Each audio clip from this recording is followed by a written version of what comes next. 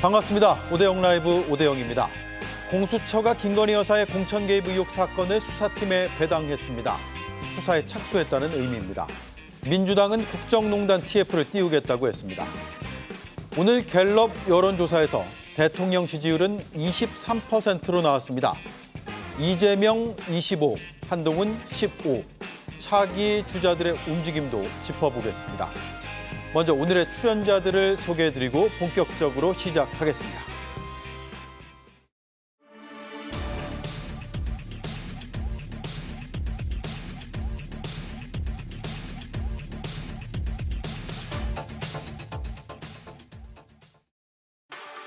팀장님, 오늘 명품백 최종 보고 받으셨을까요? 혹시 김건희 여사랑 최재성 목사는 불소 처분하시기로 결정하신 건가요? 이번 주 결론 내실까요?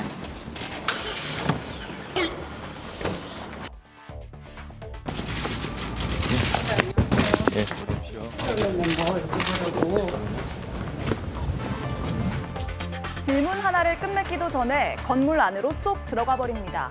심 총장의 심기가 불편해 보이는 건 기분 탓일까요? 다음 주쯤이면 김건희 여사 명품백 수수 사건에 대한 검찰 판단이 발표된다고 합니다. 자, 이런 가운데 민주당은 김건희 특검법의 가결 가능성이 있다고 보고 조사기구를 만들기로 했습니다. 김건희 국정농단에 관련된 진상규명 TF 또는 조사단을 당내에서 꾸릴 예정을 하고 있습니다. 김건희 여사 관련해서 제1야당으로서 책임을 지고 선제적이고 종합적인 대응을 위한 단위가 필요하다는 논의가 있었고요. 지금은 김건희 여사 의혹이라고 부르고 있지만 이 끝엔 윤석열 대통령이 있을 거란 의심도 제기되고 있습니다. 김건희 여사가 국가조작의 핵심 이종호 씨에게 2021년 4월 연락한 사실이 밝혀진 것입니다. 비공개 조사를 일반인인 김건희 씨가 어떻게 알고 연락할 수 있었을까 하는 의문이 듭니다. 당시 정보를 제공한 사람이 누구냐? 검찰총장이었던 남편인 윤석열이 아니었을까? 김건희 국정농단 TF를 띄우는 야당. 이 움직임은 앞으로 전국에 어떤 영향을 미칠까요? 네, 김건희 국정농단 TF. 민주당이 띄우기로 했습니다. 수사기관은 못 믿겠다는 뜻인가요? 네, 그동안 아무래도 그랬죠. 이 죄를 지었으면 벌을 받아야 된다. 이게 세상의 이치라더라. 이런 영화 이 대사도 떠오르게 되는데 그동안 국민들께서 지켜보셨을 때 굉장히 답답하셨을 겁니다. 왜 법 집행이 야당에게는 철두철미하게 압수수색도 한다면 뭐 100여 건을 하는데 왜 이쪽에서는 거의 이루어지지 않을까? 네. 이런 이 등가적인 문제에서 이건 공정하지 않구나라고 이제 생각하셨을 개연성이 크고 그다음에 시간이 지나면 지날수록 저희가 초장부터 사실 특검을 많이 얘기했었습니다만 특검이 시간이 지나면서 계속해서 뒤로 밀리면서 계속 여러 건들이 지금 뒤디어서 붙기 시작했거든요. 예를 들면 처음에 양명주라고 했잖아요. 양평땅, 명품백, 주가 조작. 근데 지금은요. 공천 개입 문제하고 그다음에 관저공사 비리까지 지금 같이 또 붙어 있는 상태입니다. 예. 이런 문제들이 계속해서 튀어나오는데 사실은 여당이든 대통령실에서 이 문제를 일단락하고 사실은 본인들의 국정에 좀 집중해야 됨에도 불구하고 일단락시키는 모습 자체를 보여주지를 못하고 있습니다. 그런 상태라면 제1야당인 민주당에서는 좀 책임 있게 이런 문제들을 앞장서서 먼저 좀 밝혀낼 건 밝혀내고 그다음에 뒤처리할 건 뒤처리해가면서 이런 준비들을 총체적으로 좀 할 필요가 있겠다라는 생각이 들어서 아마 이런 TF를 뚜린 게 아닌가 싶습니다. 네, 당 차원에서 그렇게 만든다는 건데 여당 입장에서 어떻게 보세요? 지금 이게 국정감사도 있고 국정조사를 하려면 또 뭐 본회의에서 처리해가지고 하면 되는 문제인데 당 차원에서 TF를 꾸린다. 뭐 정쟁의 의도가 보이지만 야당은 집권 세력의 실수를 통해서 성장하거나 또는 이익을 보기 때문에 전 충분히 할 수 있다고 생각을 합니다. 예. 근데 문제는 이 모든 기결이 특검이기 때문입니다. 지금 수사가 진행 중인 사건도 많고 또 공수처에 수사를 의뢰한 사건도 많지 않습니까?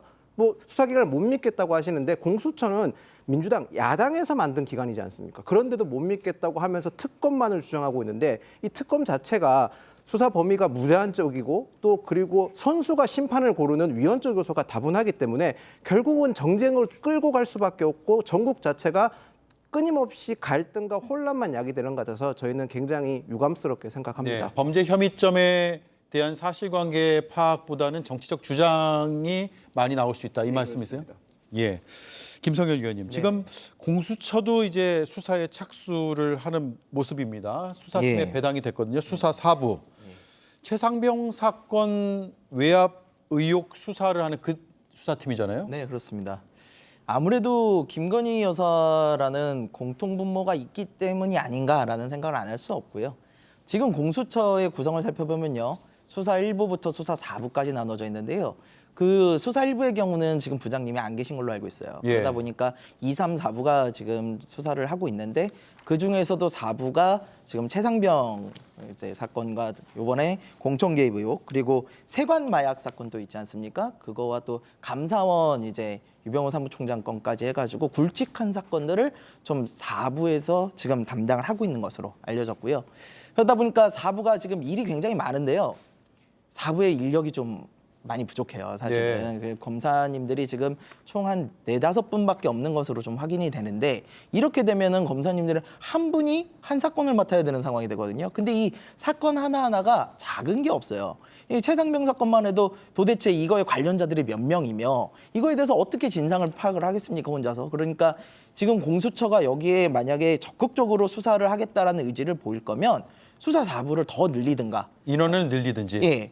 수사 인력이 보강이 돼야지만 이거 수사를 좀 하려는 의지가 있구나라고 좀 보여질 거예요. 이대로는 이게 제대로 된 수사가 가능할까라는 의문이 좀 있습니다. 예, 한 4명, 5명 정도의 검사가 사건을 하나씩 맡게 되는 굉장히 과부하가 걸릴 수 있는 상황인데 그렇다면 이제 기존의 수사도 아직 마무리되지 않은 상황에서 공천 개입 의혹까지 맡게 된다면 이건 수사의 의지가 있느냐 없느냐의 문제를 넘어서 빨리 제대로 될 수 있을까? 국민들이 이 의혹 해소를 할 수 있기를 원하는 그 시간을 시간에 맞춰서 이 수사를 할 수 있을까라는 생각이 들거든요. 네.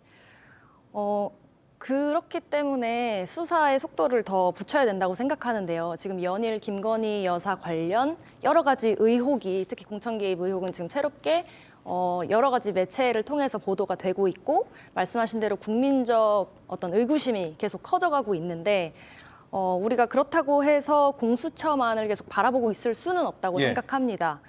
검찰은 빠르게 수사를 진행할 생각이 없어 보이고 그리고 공수처는 어떤 제대로 된 수사를 할 여력이 없어 보이니 저희는 이제 이런 최상병 특검도 그렇고 김건희 여사 종합적인 특검도 그렇고 특검을 관철시켜서 빨리 하루라도 빨리 국민적인 의구심을 해소할 수 있도록 특검으로 이 조사를 진행했으면 한다고 생각하는 것입니다. 네. 자, 수사기관의 지금 수사들이 어떻게 진행되고 있는지 조금 전에 이제 그래픽으로 보여드렸는데 서울중앙지검은 명품백 수수 의혹을 수사하고 있죠. 최종 처분을 곧 내릴 것으로 보입니다. 무혐의가 지금 전망이 되고 가방을 준 쪽, 받은 쪽 모두 무혐의일 것이다.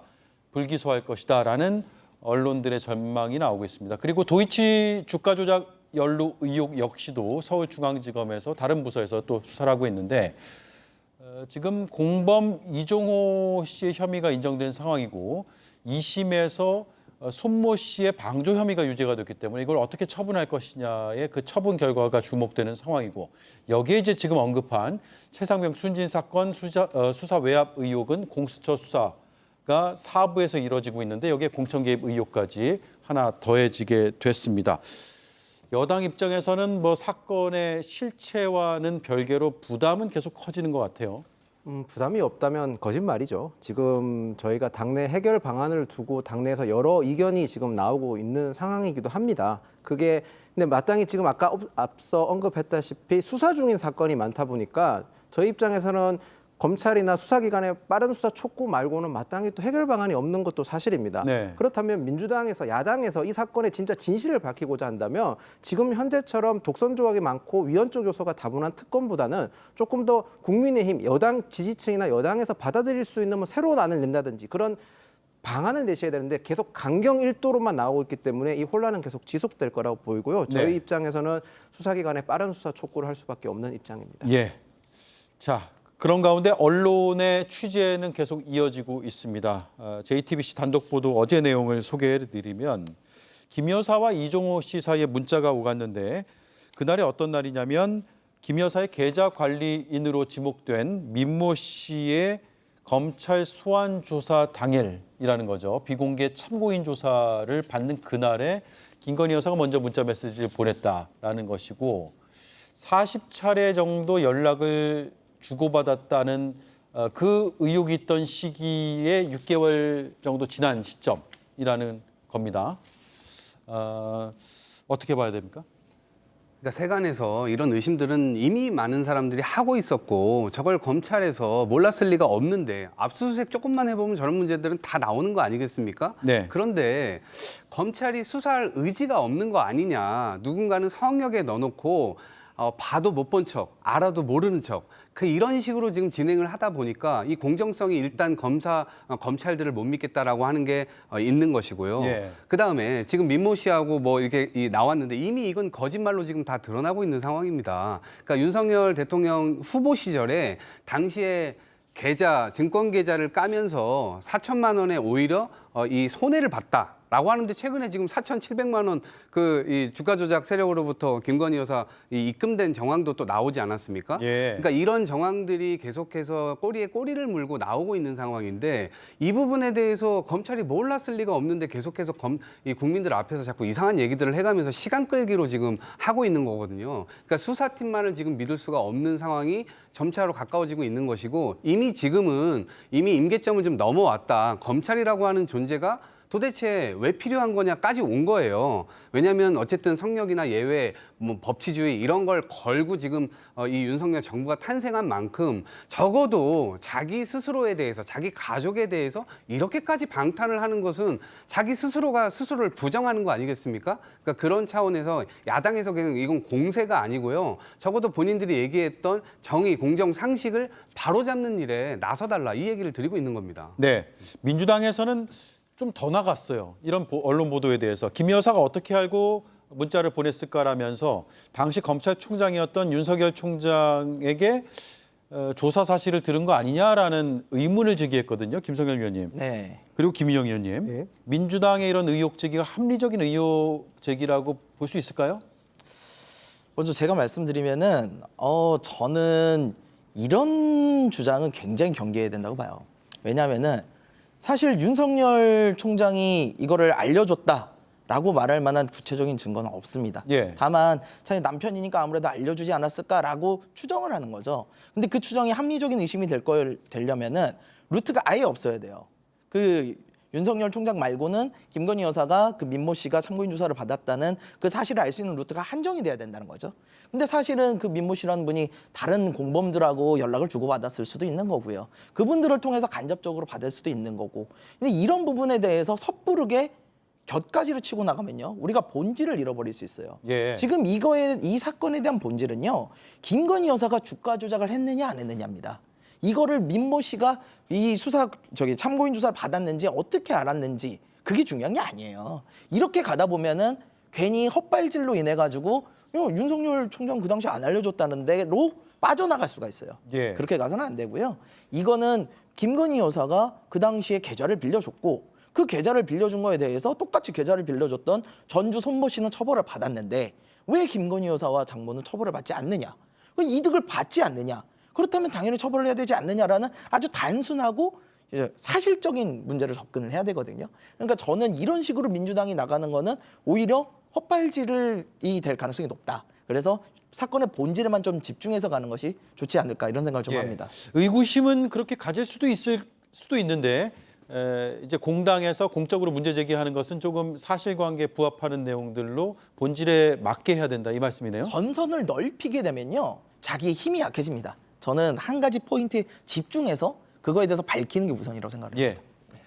도이치모터스 주가 조작 관련돼 가지고 민주당에서 얘기하실 때 항상 빠뜨리는 부분이 있습니다. 이 사건의 검찰 수사 시작은 문재인 정권에서 이루어졌지 않습니까? 그러면 왜 그때부터 지금까지 안 밝혀졌는지 질책을 할 때 검찰 수사가 지연된 부분은 문재인 정권 시작했을 때 부분도 지적을 하셔야죠. 그때 문재인 정권에서 검찰 수사 시작했는데 왜 못 밝혔습니까? 그 부분은 왜 언급을 안 하시냐가 첫 번째가 있고, 당시 윤석열 당시는 검찰총장이셨죠? 수사권 배제됐지 않습니까? 네. 그런 상황에서 아무것도 안 드러나는 걸, 물론 지금 새로운 사실이 드러나긴 했지만 그 부분에 있어서는 뭐 이 사실관계를 알 수 있는 분이 저는 일정 정도 진실을 밝혀야 더 이상 가장이나 거짓말이 없을 거라고 생각은 합니다만, 민주당에서 적어도 공세를 이런 정치적 공세를 하시려면 최소한 앞단에 있었던 사실관계는 명확하게 하셔야 된다는 점을 분명히 말씀을 드리고, 특히 다른 사건도 지금 수사가 굉장히 빨리 진행되지만 도이치모터스 사건 같은 경우는 지금 수사한 지가 너무 오래됐으니까 검찰 측에서 조속한 결론을 내주시기를 부탁드리겠습니다. 예. 아니요, 제가 한 말씀 좀 드리고 가면 2020년 4월 달에 이 사건이 검찰로 넘어와서 검찰에서 뭉갰잖아요, 1년 동안. 근데 그거는 그때 당시 검찰 수사팀에 있었던 검사가 얘기했잖아요. 너무나 많은 압력이 들어와가지고 김건희 여사를 소환조차 할 수 없었다. 근데 자꾸 민주당 탓하면 이거 곤란하죠. 그리고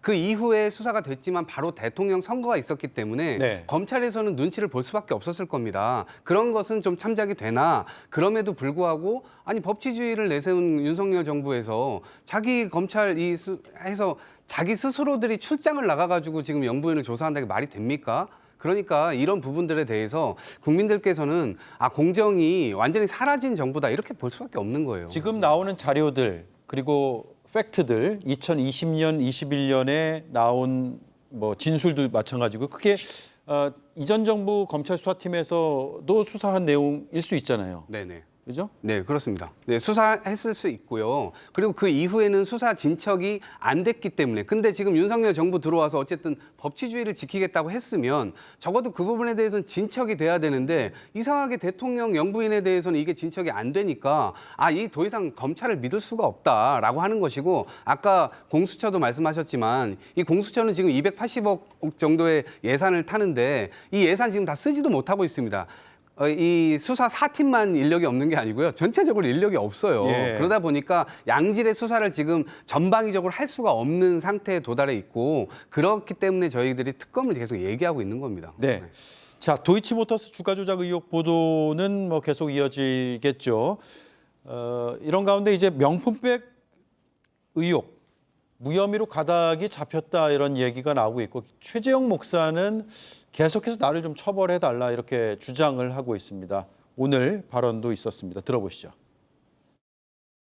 국민들의 눈높이는 이것이 대통령의 영부인이 이거는 분명히 잘못한 거다, 부정부패를 저지른 거다라고 인지하고 있는데, 대한민국의 사정기관 중에 하나인 검찰과 국민권익위는 혐의가 없다고 결론 내렸습니다. 국민들은 이것이 도저히 납득이 안 되는 겁니다. 제가 수심위를 요청한 것도 바로 그겁니다. 적어도 대한민국의 검찰과 권익이라면 국민들의 눈높이 정도만큼은 판단을 해 주셔야 되지 않겠습니까? 국민 눈높이에 맞게 판단해달라고 했고, 이제 심우정 검찰총장의 마지막 승인만 남은 것으로 보입니다. 심우정 검찰총장 출근 시간, 퇴근 시간에 취재진들이 계속해서 대기하면서 입장을 묻고 있는데 다시 한번 그 모습을 보겠습니다.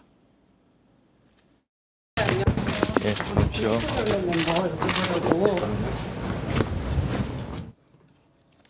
네, 한가선 위원님. 네. 아무래도 검찰총장 입장에서는 결론이 발표되기 전에 뭔가 입장을 내기는 어려운 상황일 수도 있어요.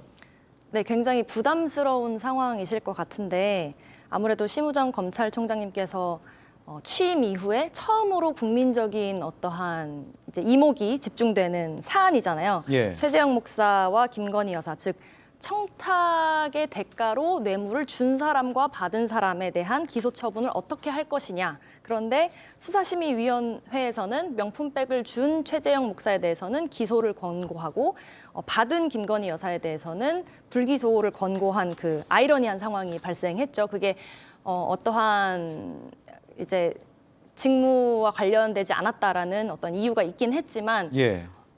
그 자체로 국민들이 납득하기는 좀 어려운 아이러니라고 생각합니다.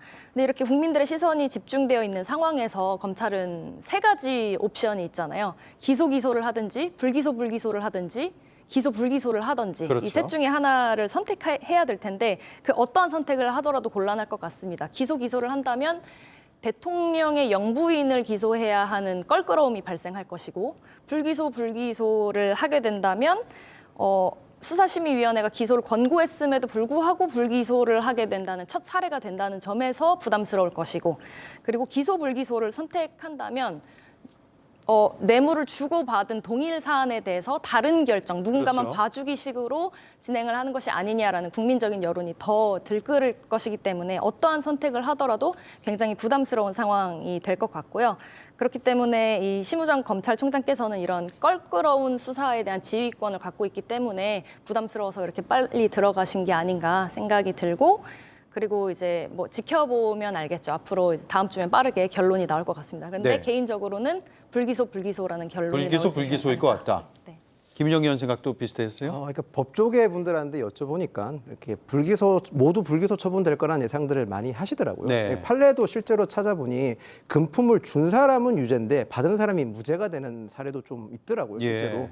그러니까 저희가 국민적 눈높이와 법의 괴리가 큰 거는 이번에 확실히 알게 됐고 그리고 뭐 저희가 이 대목에 있어서 국민의힘이 무슨 할 말이 있겠습니까? 국민에게 송구스럽다는 말씀을 먼저 드리고 싶고 추후에 이제 청탁금지법 같은 경우는 분명히 보완해야 될 점이 있고 입법 부재가 분명히 있는 만큼 추후에 이런 입법 부재에 대해서도 충분히 논의를 해서 보완을 할 필요는 있어 보입니다. 네.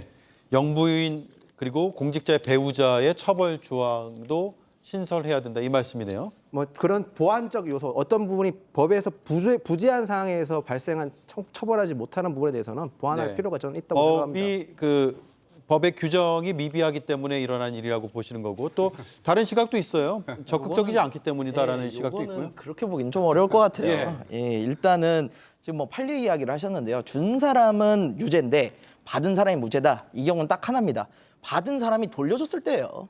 받은 사람은 이거를 뇌물이라 인식하고 그거를 제대로 받아가지고 어떤 행위를 안 하고 돌려주면 가능합니다. 네. 우리가 상식적으로 생각을 했을 때 받는 사람은 공직자거든요. 공직자가 훨씬 더 센 처벌을 받기 마련입니다. 그럼에도 불구하고 받는 사람이 무죄가 나는 건 그 사람이 어떤 행위를 안 했을 때죠. 즉 국립묘지 안장이나 이런 구체적인 청탁에 대해서 전혀 액션이 없어야 돼요. 근데 지금 김건희 여사님 아니에요, 사실은. 왜냐하면 대통령실에서 어쨌든 보훈부에 연결을 한 거 아닙니까? 저는 이거 충분히 액션이라고 보기 때문에 그런 판례와는 좀 거리가 있다고 보고요. 또 규정이 없어가지고 처벌을 못한다는 건 정말 좀 비겁한 변명이라고 저는 생각합니다. 왜? 그럼 이전까지 우리가 수많은 대통령과 대통령 영부인이 있었는데 그분들에 대해서 이런 규정이 없어가지고 그분들은 뇌물을 받아도 괜찮았다는 겁니까? 물론 뇌물이라는 건 제 개인적인 판단입니다만 이런 식의 어떠한 명품백을 받아도 괜찮은 것은요. 김건희 여사가 처음이에요. 이런 안 좋은 선례를 만들어서는 절대로 안 됩니다. 저는 이 부분은 사실 법과 규정의 문제가 아니라 법과 규정이 있는데도 불구하고 제대로 원칙을 지키지 않는 것이 더 문제라고 생각을 합니다. 저는 짧게만 붙이면 두 가지인데요. 하나는 일단 대통령 직무와 관련되지 않았다라고 판단하는 것 자체가 국민들이 웃을 일입니다. 대통령 직무가 도대체 뭐예요? 하나부터 열까지 대통령의 직무 아닌 게 없어요. 우리나라에서. 그런 측면에서 하나가 있고 두 번째로는 공직자는 배우자가 그러한 이 부정한 청탁성 어떤 뇌물을 받았을 경우에 그거를 안날로 바로 즉시 신고를 해야 됩니다. 그리고 바로 반환해야 돼요. 반환도 안 했죠. 신고도 안 했어요. 그러니까 저는 지금 현직 대통령이기 때문에 소추할 수 없다라고 하지만 이것이 대통령 직무가 끝나는 순간 바로 이것은 바로 수사 대상으로 올라갈 수 있다. 전 대통령이 지금 굉장히 큰 실수를 하고 있다고 생각합니다. 네. 한국갤럽이 대통령의 직무수행 평가를 결과를 내놨는데 긍정은 23%, 부정 68%로 나타났습니다. 어떤 뭐 극적인 반등 이런 것들은 나타나지 않고 있고 20% 초반대가 몇 주째 이어지고 있는 상황이고요. 지난주보다는 소폭 상승한 것으로 나타나고는 있는데 여전히 20% 초반에 머물고 있습니다. 여권에서도 변화가 필요하다는 목소리가 나오고 있고 한동훈 대표가 어제 이런 얘기를 했거든요. 들어보시죠. 우리가 무조건 민주당을 반대하기만 한다. 또는 무조건 정부 입장을 무지성으로 지지하기만 한다라는 식의 오해를 받아서는 안 됩니다. 민주당을 무조건 반대해서도 안 되고 또 정부를 무조건적으로 지지하는 것도 안 된다. 대통령실하고 뭔가 선을 긋는 발언처럼 들릴 수도 있을 것 같아요. 네, 한동훈 대표는 처음부터 저희가 비판을 했던 것이 굉장히 이거는 뭐 단순한 대표 직무 수행을 하는 것이지만 정치적으로 굉장히 꼬여 있어요. 왜냐하면 대통령이 민심을 거부하고 있는 상황이잖아요. 지금 2년 반째 거부하고 있어요. 물론 제 개인적인 판단입니다만 한동훈 대표의 필요성이라고 하는 건 민심에 부합하는 이 여당으로 만들 때 의미가 있는 거잖아요. 대통령이 잘못하는 것 여당이 제대로 견인해내면 이 대통령도 인기를 얻을 수가 있는 거거든요. 그런데 심판을 받았음에도 불구하고 민심을 정확하게 거부하는 그 대통령을 향해서 과연 한동훈 대표가 맞설 수 있냐? 예. 이런 것에 대한 비판 이런 게 있었거든요. 근데 아니나 다를까 돼서 정작 자기의 어떤 색깔이나 이런 것들을 전혀 내지도 못하고 뭔가 대통령이 기침만 하면 바로 무릎 꿇는 신용이 나온단 말이에요. 국민들 입장에서 볼 땐 그럴 겁니다. 이런 상황에서라면 한동훈 대표한테도 기대할 게 없는 거예요. 그러니까 저는 한동훈 대표가 정말로 뭘 하고 싶다 이러면 저는 지금쯤에서는 의대 증원 문제와 관련해서 장차관 경지를 걸고 그리고 어쨌든 2025년 유예 이런 것들을 걸고 그리고 또 하나 최상병 건과 관련해서 네. 이런 것들을 걸고 전당원 투표든 자기의 직을 걸고 뭔가 정치적 수를 보여야 된다. 그렇지 않으면 지금처럼 여당과 대통령실이 함께 망하는 구조로 갈 수밖에 없는 거거든요. 이게 이 고차 방정식이 아닙니다. 네. 어찌 보면 단순하다, 명료하다. 자, 김윤영 위원 생각부터 먼저 듣고 제가 김성열 위원 질문 드릴게요. 일단 저희가 집권 여당이지 않습니까? 집권 여당에서 대통령과 뭐 방향은 같은데 저희가 따로 완전히 분리해서 갈 수는 없다고 저는 생각을 합니다. 민심의 여론 방향에 대해서 대통령실이 조금 늦게 알거나 조금 잘못 알고 있으면 그걸 조언해줘야 되는 역할이 집권 여당의 역할이라고 생각하거든요.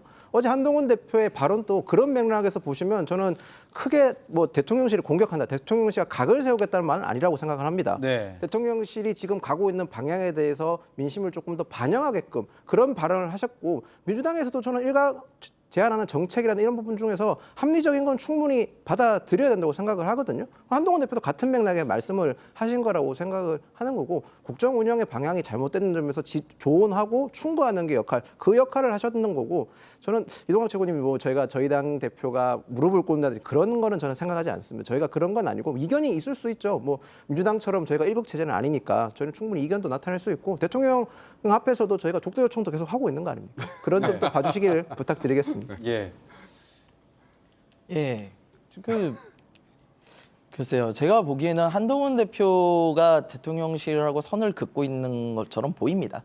예, 여러 번 사실 요청을 했겠죠. 뭐 의료 관련해서도 의대 증원 문제도 좀 재검토해보자라고 얘기도 했지만 한동훈 대표가 원한 대로 지금 된 게 아무것도 없습니다. 말이 여당 대표지 사실상 한 일이 전혀 없어요. 본인이 전당대회 출마하면서 가장 앞세워서 내밀었던 게 뭡니까? 최상병 특검법에 대해서 발의하겠다. 지금 10명을 못 채워가지고 못한다는 소문이 많아요. 네. 본인은 하고 싶은데 의원들 설득을 못한다. 그러니까 뭐 속된 말로 바깥에서 바지 대표니 하는 이야기가 그냥 나오는 건 아닙니다. 제가 보기에는 뭔가 성과를 보이지 않는 한 이런 얘기는 계속 될 거고 그 상황에서 조급함을 많이 느끼셨을 거예요. 그 조급함이 저는 어제 나온 대로 워딩에 녹아 있다고 생각을 하거든요. 저희가 전체적인 문장의 맥락을 봐서는 충분히 하실 수 있는 이야기지만 정부 입장을 무지성 지지해서는 안 된다. 무지성이라는 단어에 저는 좀 주목을 하고 싶어요. 굉장히 사실 비판적인 단어거든요. 그러니까 생각 없이 지지를 해서는 안 된다 그러는 거예요. 그 말은 뺐어도 됩니다. 정부 입장을 그냥 무조건 지지하지 하는 건 안 된다라는 식으로 해도 돼요. 근데 무지성이란 말을 굳이 넣은 것은 대통령실에 대한 어떠한 불편한 감정을 그대로 드러낸 것은 아닐까. 그래서 나는 대통령실과 어느 정도 선을 긋겠다라는 일종의 사인으로 좀 보이고요. 예. 근데 다만 이건 주의하셔야 돼요. 여당 대표가 이런 식으로 나가게 되면요. 대통령에 대한 레임덕을 여당이 초래할 수도 있습니다. 그렇게 되고 나면요. 여당이 대통령을 끌어내리는 형국이 될 수가 있어요. 근데 그만큼 지금 한동훈 대표가 힘이 있느냐? 저는 그렇게 보지는 않거든요. 그래서 한동훈 대표가 좀 많이 서두르는 감이 있다. 좀 이렇게 보고 있습니다. 예. 제가 요거 하나는 정정을 말씀드릴 게 있는 게 저희가 최상병 특검 관련해서 10명을 못 모으는 게 아니라 총의를 모아야 되는 점입니다. 지금 저희 국민의힘 지지층이나 국민의힘 의원들 중에서는 특검에 대한 거부 반응이 굉장히 큽니다. 이 특검이 위헌적 요소가 다분히 있고 또 악법 요소가 많기 때문에 특검에 대한 거부 반응이 되게 많은 상황에서 저희가 법안을 몇 명 모아서 수십 명 모아서 모아봤자 이건 또다시 정쟁이 되고 진실 규명과 멀어집니다. 네. 총의를 모아서 저희가 완벽하게 법을 만들어서 저희 당의 모든 의견을 일치시켜서 특검이 발의됐을 때 그 특검 민주당이나 저희 당이 원하는 특검이 발의돼서 진실 규명을 다가갈 수 있기 때문에 한동훈 대표가 총의를 모으는 과정이고 한동훈 대표가 출마했을 때 제가 그 얘기를 직접 들었었습니다. 출마하는 게 하지 말라는 조언을 되게 많이 들었다 하더라고요. 근데 당연한 거 아닙니까? 저희가 여당이지만 소수 여당에 윤석열 대통령의 국정의 방향은 개혁이지 않습니까? 국민적 지지를 얻기보다는 국민적 저항이나 또는 좀 지지율의 마이너스 요소가 많은 개혁을 국정과제로 삼았기 때문에 소수 여당의 대표가 돼봤자 본인에게 득보다는 실이 더 많을 정치적으로는 득보다 실이 더 많을 수 있음에도 불구하고 본인이 그걸 피하지 않겠다고 해서 출마를 한 겁니다. 그런 진위까지 너무 왜곡해서 바라보시는 거는 좀 지양해 주셨으면 좋겠습니다. 네, 제가 막 든 생각인데 그러면 이 질문을 드릴게요. 총의를 모았는데 네. 총의가 반대예요. 네. 그럼 발의 안 하는 겁니까? 그러니까 한동훈 대표는 발의를 해야 된다고 주장하는 분이기 때문에 총의를 그래서 지금 모으는데 시간이 많이 그러면 걸립니다. 설득과 뭐 이런 과정까지 포함된 총의 뭐 의견 수렴 과정이라고 보면 돼요. 네, 저는 그렇게 보시는 게 제일 정확하다고 봅니다. 네, 알겠습니다. 자, 이게 마지막 질문이 되려고 했는데 제가 이거 한가선 의원께 하나 질문을 드리고 넘어가야 될 것 같아요. 어쨌든 김건희 특검 법안이 지금 거부권 행사는 불보듯 뻔한 상황에서 다시 국회로 올 텐데 네. 여당 내에서 이탈표가 나올 수 있다는 얘기는 지금 나오고 있습니다. 오늘 김용민 민주당 원내정책수석부 대표 얘기를 들어보면은 4표 이상 나올 수도 있다라고 얘기하거든요. 지금 8표면은 가결이기 때문에 한가선 위원은 몇 표까지 예상하세요? 뭐 그걸 제가 판단할 수는 없을 것 같고요. 그런데 제 생각에 아마 한동훈 대표는 통과되는 200표까지는 아니지만 근접한 표가 나오기를 바라지 않을까라고 생각을 합니다. 이제 한동훈 대표와 윤석열 대통령이 지금 여러 가지 심리적인 갈등을 빚고 있는 상황이 드러나고 있는데 그런 상황 속에서 이게 또 어떠한 윤석열 대통령에게 던지는 메시지가 될 수 있지 않을까라고 저는 그렇게 생각을 하고요. 네, 그래서 하지만 그렇게 통과가 실제로 된다면 또 어떠한 변화가 일어날지 모르죠. 근데 저는 그렇게 하다가 또 통과가 될 수도 있다고 생각합니다. 통과될 수도 있다. 네. 이탈표가 8표 이상 나올 수도 있다는 얘기를 하신 거네요. 긍정적으로 생각합니다. 알겠습니다. 자, 다음에 주제는 야당 관련인데 이수진 앵커가 준비하고 있습니다. 우리 당이 당면한 문제들에 대해서 하나하나 제가 순리대로 풀어나갈 것이다. 약 60여일 전 자신 있게 말했던 한동훈 대표였죠. 하지만 대통령과 제대로 각을 세우지도 그렇다고 밀착하지도 못하면서 당내 기반만 점점 취약해져 가고 있다는 말이 나옵니다. 장내 정치 지도자 선호도 조사 흐름을 봐도요. 별다른 반등 모멘텀을 찾지 못하고 있는 것 같은데요. 총선 직전에는 이재명 대표와 오차범위 안에서 붙었던 한 대표. 이번 조사 결과를 보니까 이렇게 15%, 총선 참패 직후와 엇비슷한 수치를 나타내고 있습니다. 반면 이재명 대표에 대한 선호도는 사법 리스크 등 악재 속에서도 큰 흔들림이 없는 양상입니다.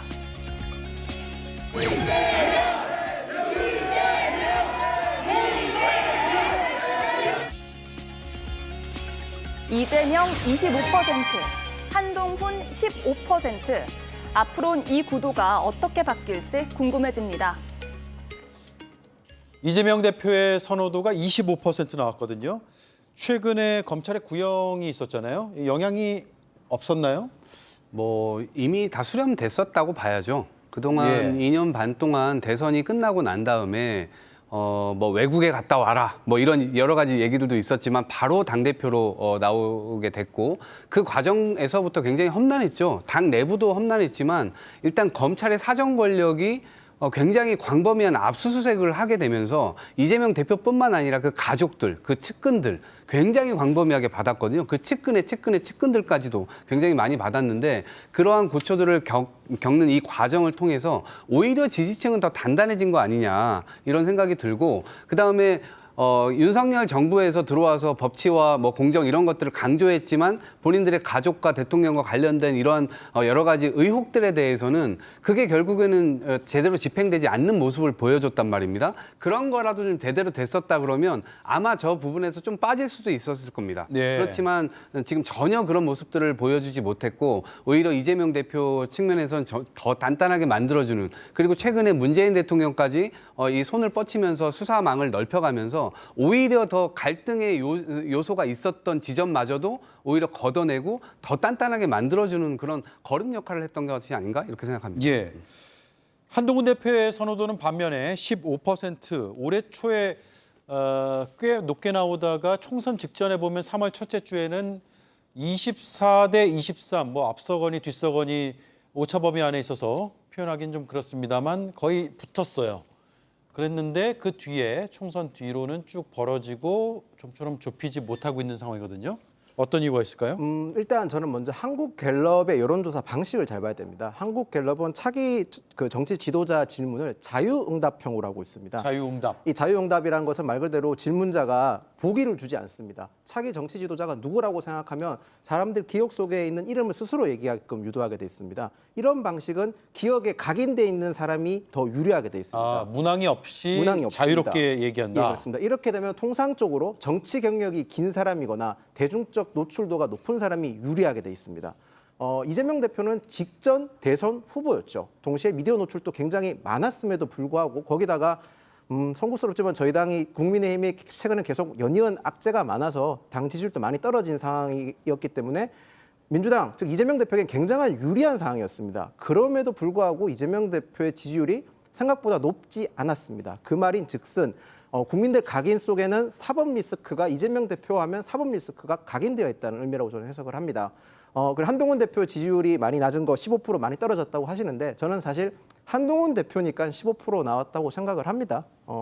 지금 저희 당이 지지율 반등할 요소가 뭐 많이 부족하고 뭐 국민들께 지지를 호소하는 것도 송구한 상황에서 한동훈 대표가 가지고 있는 그래도 여전히 희망이나 한동훈 대표에게 어떤 기대를 걸고 있기 때문에 저런 지지율이 나왔다고 생각을 하고요. 앞으로 저런 뭐 한동훈 대표 지지율뿐만 아니라 저희 정당의 지지율이 조금 더 올라갈 수 있도록 많이 노력하겠습니다. 네.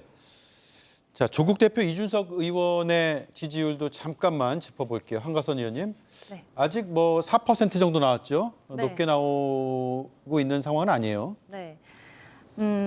하지만 조국 대표님께서 이제 누누이 이야기하셨듯이 본인은 이제 여전히 정치 초보자이고 막 시작을 하셨고 그리고 부족한 점이 많다라고 말씀을 하시거든요. 그리고 공식적으로 출마 선언을 하지도 않은 상황에서 이렇게 벌써 4%나 나온다는 것에 오히려 저는 감사해야 되는 상황이라고 생각을 하고요. 예. 그리고 이제 사법 리스크 이야기도 많이 나오고 이제 여러 가지 리스크 등이 앞으로 여러 후보자분들께 변수가 될 것 같은데 저는 그런 부정적인 리스크 외에도 얼마나 앞으로 민생 현안에 대해서 잘 이제 인지하고 있고 좋은 정책을 도입하느냐에 따라서 민심이 크게 이제 변화하는 그런 긍정적인 변수도 앞으로 많을 거라고 생각을 하고요.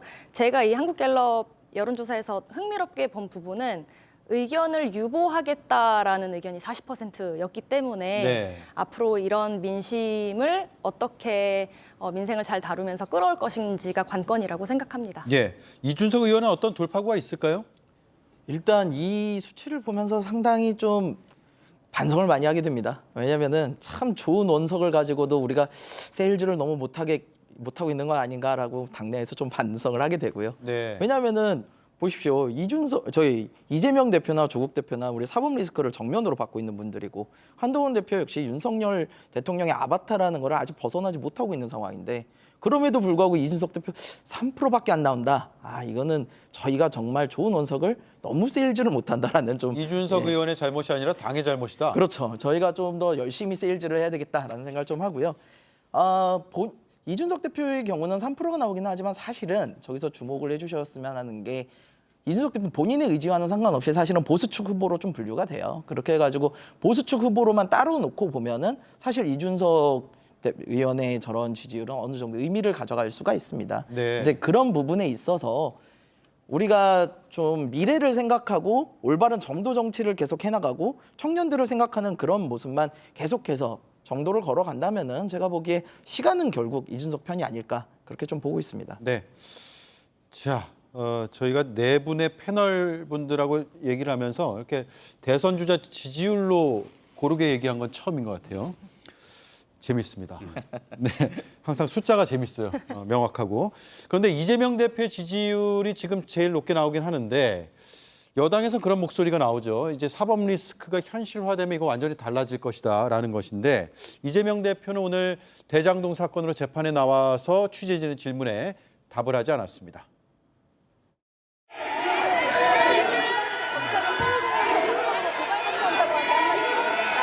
김건희 여사 불기소로 가닥 잡혔는데 어떻게 보시는지 한 말씀만 부탁드립니다. 다음 주 결심하세요. 네. 지난해 이재명 대표가 9월 21일에 국회에서 이재명 대표 체포 동의안이 가결이 됐었거든요. 그리고 민주당에서는 이재명 대표 체포 동의안에 가를 찍은, 그러니까 가결파를 색출해야 된다라는 목소리가 나왔다는 논란이 당시에 일었죠. 그렇게 이제 1년이 지났습니다. 그때와 지금 상황은 완전히 좀 달라졌다고 봐야 될까요? 중간에 전당대회도 있었고요. 그렇습니다. 아무래도 그렇죠. 내부적으로도 달라진 것들이 많고 외부적으로도 달라진 게 많은데 일단 내부적인 것은 일단 판세 자체가 완전히 달라졌죠. 더 견고해졌습니다. 그리고 내부적으로 사실 뭐 전략상의 어떤 뭐 생각의 차이였는지는 모르겠지만 정부 여당과 그다음에 대통령실에서는 제가 볼 때 노림수가 좀 있었던 것 같아요. 검찰을 좀 앞세워가지고 범죄자로 만들어 놓으면 이미지를 그렇게 만들어 놓으면 정치 없이도 사법만으로도 충분히 모든 정치들을 다 할 수 있다고 생각했었던 것 같습니다. 예. 그러니까 검찰 수사를 개시를 해놓고 범죄자로 낙인을 딱 씌워놓고 사실상 범죄자는 만나지 않는다.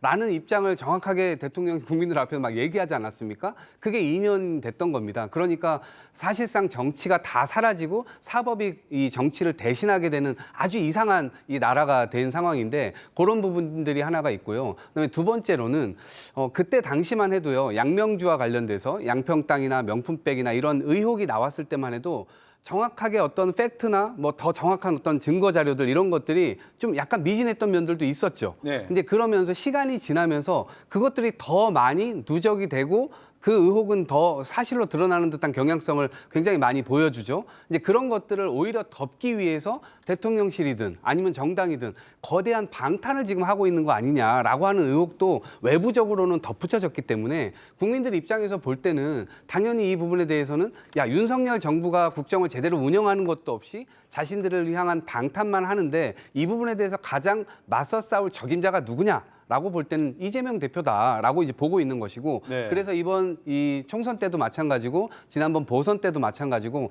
국민들의 어떤 윤석열 심판성 이 표를 민주당에 몰아주셨다고 생각합니다. 그런 것들은 이제 민주당에서는 잘 해나가야 되는데 여전히 어쨌든 작년과 지금 상황은 완전히 달라진 모양새다 이렇게 말씀드립니다. 네.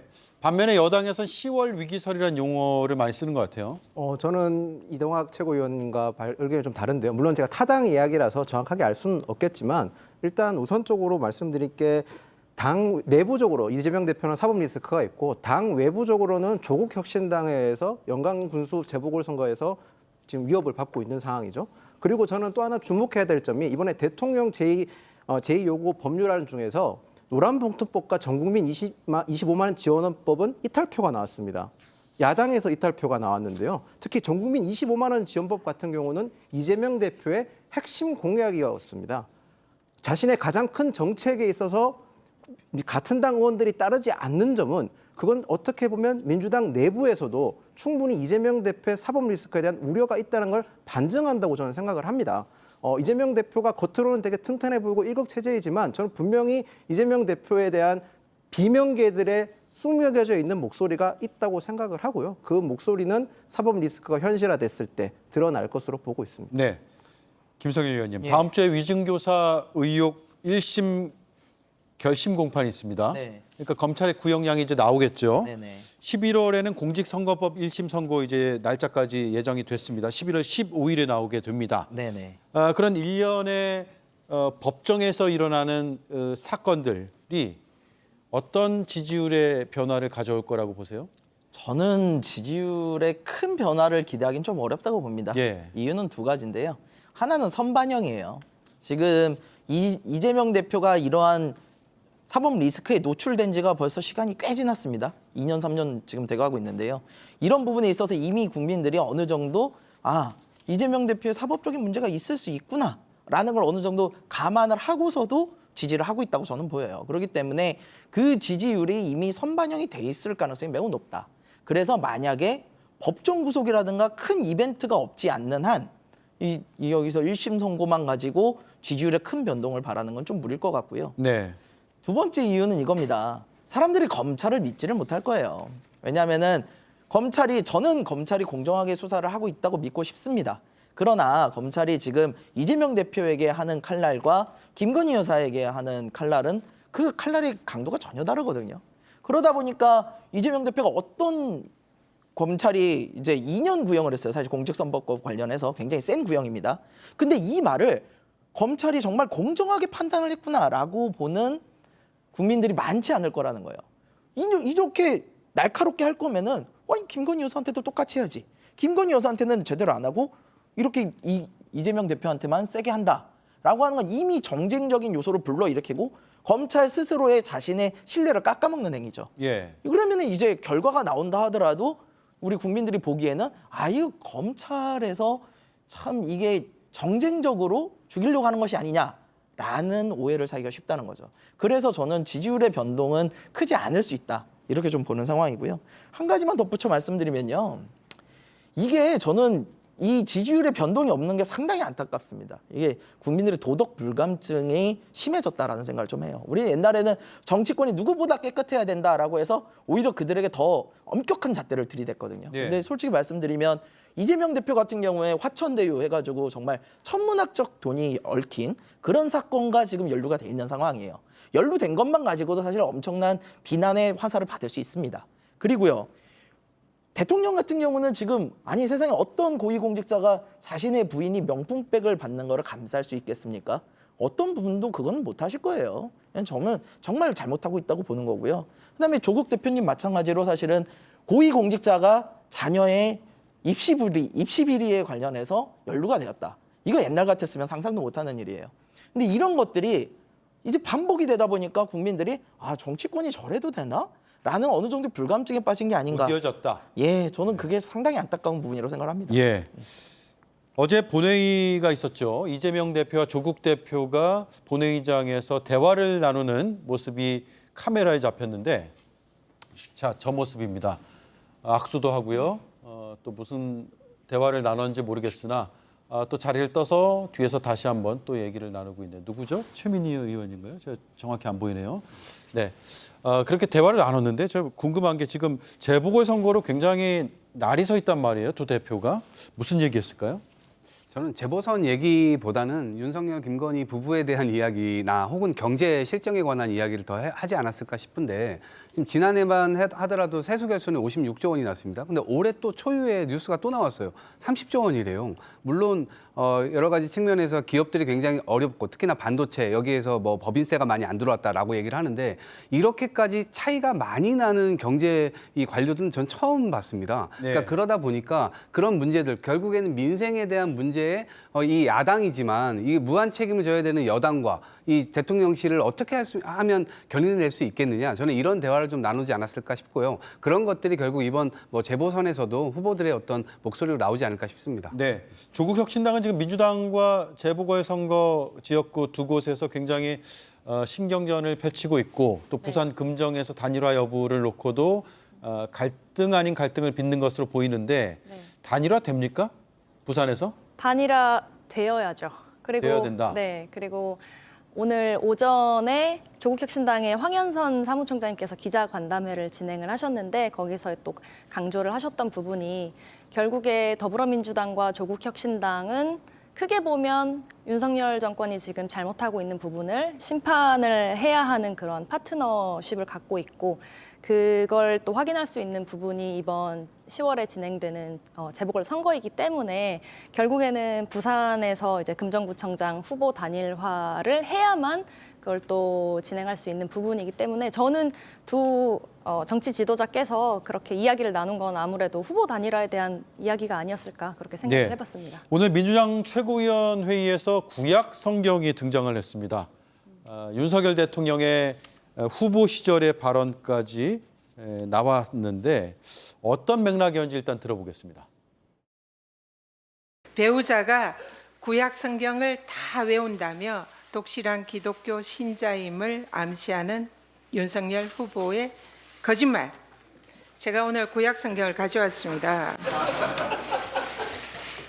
이거는 저도 꽤 똑똑하다고 생각하는데 절대로 못 외웁니다. 불가능입니다.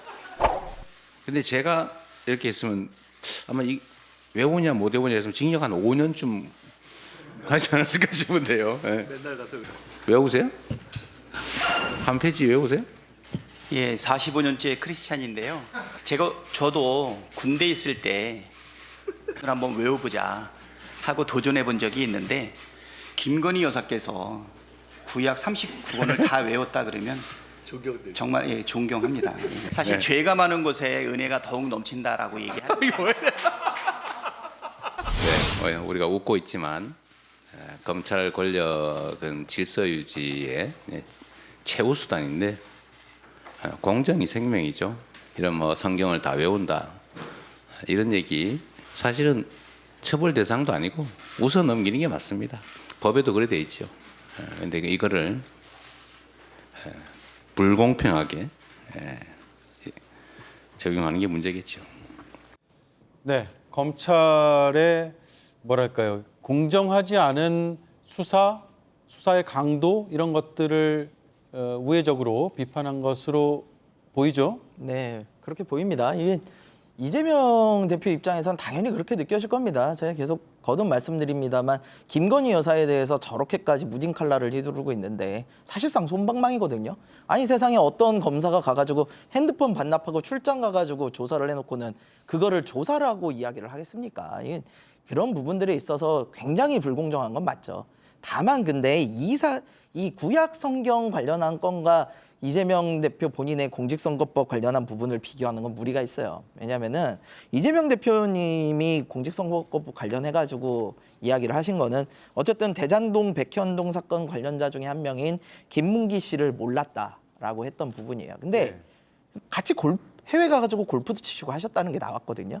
근데 골프가 무슨 우리가 수십 명 뛰는 마라톤 대회도 아니고 이제 골프라는 게 한 팀에 4명 정도 치시는 건데요. 몰랐을 가능성은 굉장히 낮다고 보여요. 그리고 국토부가 용도 변경에 대해서 협박을 했다라고 했다는데 당시에 말이 꼬였다고는 변명을 하셨습니다만 어쨌든 국민을 상대로 선거와 관련된 치명적인 그런 거짓말을 하신 건 맞아요.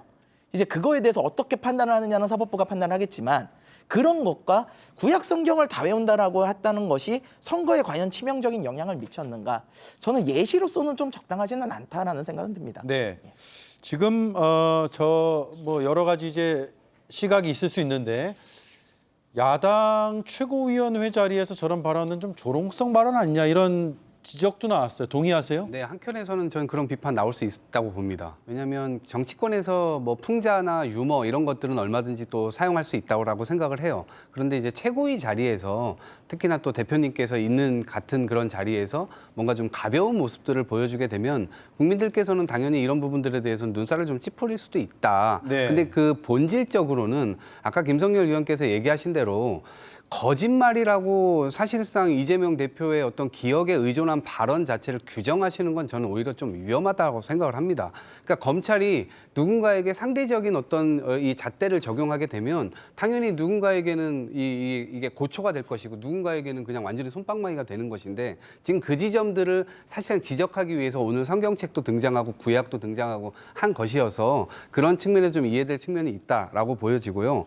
또 하나 말씀드리면 윤석열 대통령의 경우는 후보 시절에 이미 아까 제가 말씀드린 대로 이 손에 난 통장의 어떤 이 통장을 보여주지 않았습니까? 4천만 원 손해봤다고. 근데 1차 주가 조작범으로부터 5회에 걸쳐서 4,700만 원 다 송금 받잖아요. 그러니까 손해난 걸 그대로 메꿔주는 그런 경우가 있습니까? 이런 건 말도 안 되는 거죠. 그러니까 결국 10원 한 장 10원 한 장 이득 본 거 없다라고 대선 후보 시절에 윤석열 대통령 후보도 말씀을 하셨으니까 이런 지점에서 등가적으로 그럼 똑같이 평등한 건가? 이거는 당연히 따져 물어볼 이 필요가 있다라고 생각합니다. 공평성, 공정성은 문제 제기는 충분히 할 만하다.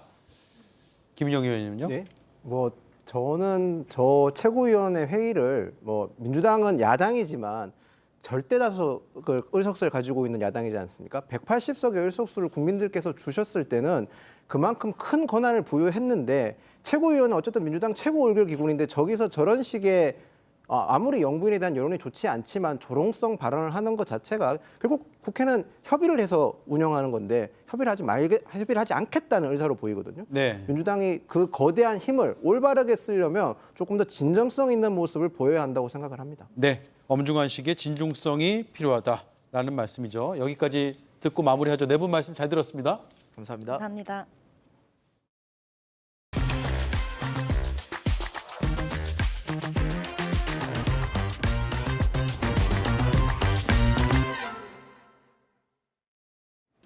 김태효 국가안보실 차장의 국기에 대한 경례 논란이 꺼지지 않고 있습니다. 김 차장은 체코 순방 환영식에서 국기에 대한 경례를 하지 않아서 야당의 파면 요구까지 이어졌는데요. 대통령실이 태극기를 못 봐서 그런 것이라고 해명해 논란에 불을 붙였습니다. 민주당에선 일본 대통령실이냐는 원색적인 비난까지 나왔는데 국민의힘에선 단순한 해프닝을 친일로 몰아간다고 반박했습니다. 김태효가 규정을 지켰으면 국기에 경례한 대통령과 다른 사람들은 모두 규정을 어긴 바보들입니까? 국민의힘 한동훈 대표가 강화 풍물시장을 찾았습니다. 실물이 오시면 안 돼. 아이고, 감사합니다. 금방하네. 손이 들어옵니다.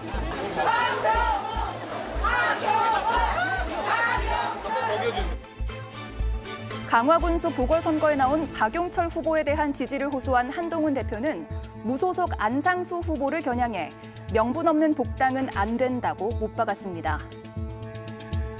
경선의 기회가 있는데도 당을 탈당해서 출마한 경우에 그건 주민들의 희망을 저버리는 행동이죠. 맞습니다. 제가 당대표로서 이렇게 말씀드립니다. 복당은 없습니다. 국민의힘 신지호 전략기획부총장의 유튜브 발언 때문에 여권 지도부들이 충돌을 빚고 있습니다. 대통령 만찬 직후 한 참석자가 가을밤을 즐긴 여유로운 분위기였다며 언론에 전했는데 신 부총장이 이에 대해 사교 파티 아니야, 뺨 한 대 때리고 싶은 심정이라고 말해 지도부 내에서 문제 제기가 나온 겁니다. 지도부 일각에선 당직자가 오히려 갈등을 부추긴다고 지적했습니다. 군대를 다시 가는 꿈을 꾸면 보통 악몽이라고 하는데요. 이런 아이디어가 오히려 5, 60대의 일자리 정책이 될 수 있을까요? 성일종 의원의 생각을 들어보시고 여러분도 판단해 보시죠. 최종혁 기자가 전합니다. 병역 자원 감소에 대처하기 위한 방안으로 5060 경계병을 제안한 성일종 국민의힘 의원은 장년층도 반길 제도라고 주장했습니다. 많은 분들이 이런 부분들에 대해서 관심을 갖고 있다는 걸 알고 있거든요. 추정은 안 해봤지만 꽤 많은 분들이 국가에 또 한번 기여할 수 있는 기회가 오겠구나 이런 생각을 저는 갖고 있습니다. 국회 국방위원장인 성 의원은 장년층이 민간이신 분으로 군 경계 업무만 수행할 수 있도록 하는 법안을 준비 중이라고 밝혔는데요. 성 의원은 체력적으로 충분히 가능하고 그에 따른 일자리 창출 효과도 있다고 강조했습니다. 퇴직을 하셨거나 이런 분들 건강 좋으신 분들 많이 계시단 말이죠. 또 나이가 들면 잠도 좀 없어집니다. 그래서 경계병을 비롯해서 군에서 필요로 하는 곳에는 민간의 분들이 가셔가지고 일을 하시면 요즘에 군내 병장의 월급이 200만 원이 좀 넘잖아요. 플러스 알파 하게 되면 아마 그런 측면에서 고용의 효과나 또 군의 부족한 병력 자원의 이런 보충 부분도 어느 정도는 해결할 수 있지 않을까 생각을 합니다. 성 의원은 또 5060 경계병은 재입대와는 다른 개념이라고 설명했습니다. 아니 군대를 한번 갔다 오는데 어떻게 또 가요? 그리고 그걸 강제 징집을 할 수 있나요? 건강하고 또 경험이 있으신 이런 분들은 네. 이 계약직 군무원이나 민간의 아웃소싱 같은 형태로 해서 우리 군의 이러한 부분들을 백업을 할 수 있겠다는 생각이 들고 그러면서 아들뻘 되는 병사들과는 철저히 다른 영역에서 근무하는 것이라고 덧붙였습니다.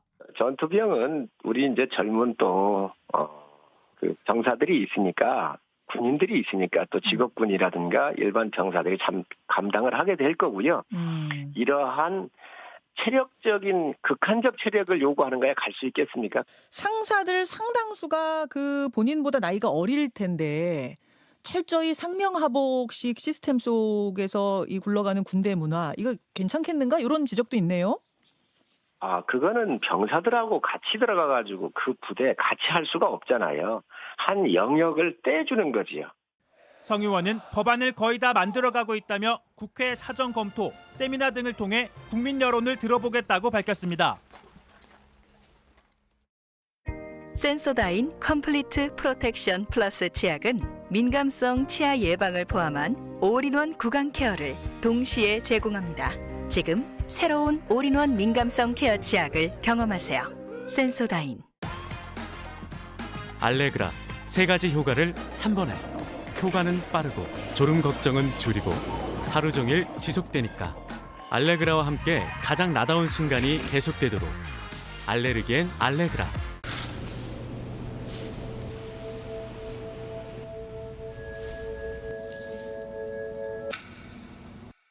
타임리스 뷰티 고훈진. 로게인 폼. 이것이 지금까지의 탈모 관리. 로게인 폼의 탈모 관리는 모낭 표적 케어. 특허받은 폼 타입으로 탈모를 치료합니다. 두피 케어를 넘어 모낭 표적 케어로. 로게인 폼. 불기소 불기소냐, 불기소 기소냐, 기소 기소냐. 검찰이 어느 길을 가든 명품백 논란은 쉽게 꺼지지 않을 것 같습니다. 불기소 불기소라면 받은 쪽 봐주려고 준 쪽까지 처벌을 면해줬냐는 비판에 직면하게 됩니다. 한쪽만 기소하면 준 쪽은 유죄인데 받은 쪽은 무죄인 상황이 벌어집니다. 둘 다 기소하면 국민 권익위에 처지는 말이 아니게 됩니다. 검찰 역시 전대미문의 사건으로 이런 경우의 수를 따지며 고심에 고심을 거듭할 텐데 수년 전 검찰청에 울려 퍼졌던 이 한마디가 귀감이 될까 싶어서 전해드립니다.